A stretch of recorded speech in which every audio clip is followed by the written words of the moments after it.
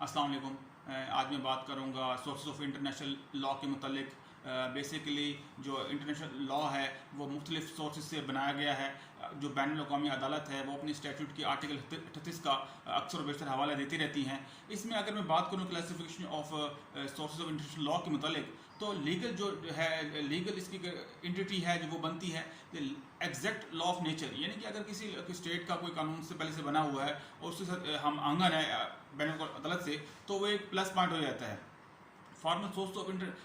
किसकी अगर मैं बात करूँ, फॉर्मल इसके सोर्सेज हैं कि जो फोर्स एंड वैलिडिटी की मिसाल इस पे चंद एक जो है लोग बल्कि माहिरीन इस पे अपनी एतराज़ात करते हैं कि ये इसको अमली इम्प्लीमेंटेशन कराना मुश्किल है, जबकि असूली तौर पर अगर हम इस वक्त की दुनिया में देखें तो तमाम रियासतें पाबंद हैं बैन अवी अदालत का हुक्म मानना, और इज़्ज़त की निगाह से देखती हैं और कदर की निगाह से देखती हैं और कोशिश करती हैं तमाम रियासतें उसको मानुशंस ही अमल किया जाए। मटीरियल सोर्सेज में वो तमाम फ़ैसले आ जाते हैं जो पहले से बैन अवी अदालत ने मुख्तलिफ मौक़ों पर मुख्तलिफ रियासतों की मामला को निपटाने के लिए दिए होते हैं। अब वो ये मटीरियल सोर्सेज भी as a part of international law है और सोर्स ऑफ लॉ है। जहाँ तक रही बात कस्टम या किसी भी मुल्क के कस्टम या कस्टमरी रूल्स हैं, लॉ हैं, अगर वो बहुत अरसे तक लागू रहे हैं किसी मुल्क में या लागू चल रहे हैं, तो वो भी हर स्टेट का जो कस्टमरी लॉ है वो भी कानून के दायरे कार में इख्तियार में आता है। अदालतें बैन अवी अदालत जो है उसको as a source of law समझती है और उस पर मनुशंस अमल कराती है तमाम रास्तों पर जिन पे वो कानून लागू होता है। अब इसके मैं अगर केस का हवाला बयान करूँ, लोटस केस का 1927 में ये केस हुआ था बैन अवी अदालत में। तो बैन अवी अदालत में उसमें ये नुक्ता उठाया कि तमाम रियासतें जो है ना जराइम की बीच करने के लिए बैन अवी अदालत का दरवाज़ा खटखटा सकती हैं। वो इंसाफ उनसे मिल सकता है और अदालतों का काम है इंसाफ देना। स्टेट पेपर जितनी भी रियासतों के डॉक्यूमेंट्री एविडेंसेस हैं या कोई अहम मालूमात है जो स्टेट अपनी समझती है कि ये बैन अवी अदालत में उसके लिए ऐसे सबूत के तौर पर पेश किया जा सकता है कि किसी भी केस को विन करने के लिए, तो वो भी as a source of international law में आ जाता है।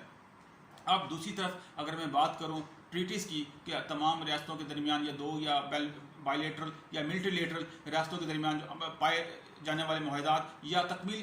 होने वाले मुआहदात, तमाम मुआहदात जिनका रेटिफिकेशन मुख्तलिफ रियासतें फ़ौरन करती रहती हैं, वो तमाम के तमाम ट्रीटीज़ भी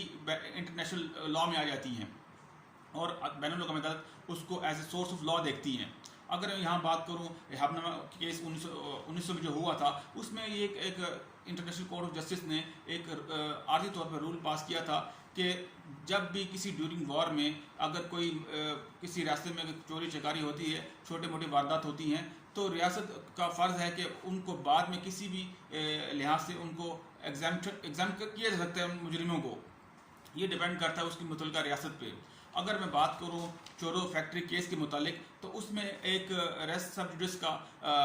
मकूला निकाला था उन्होंने मुख्तलिफ ममालिक, पाकिस्तान में तो इंडिया में तो ये रूल है सब जुडिस का कि जो मामला किसी भी रियासत में या किसी भी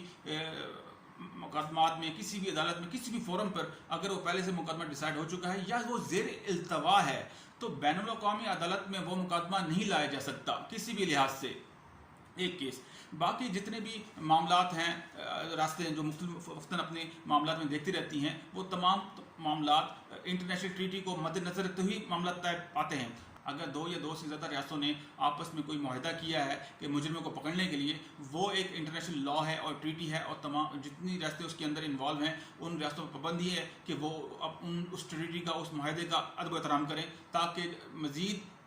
किसी भी खुराफात या किसी भी हंगामी सूरत में ये बैन अवी अदालत में चैलेंज किया जा सके। आज के लिए इतना ही, फिर मिलूंगा नेक्स्ट वीडियो में। खुदा हाफिज़।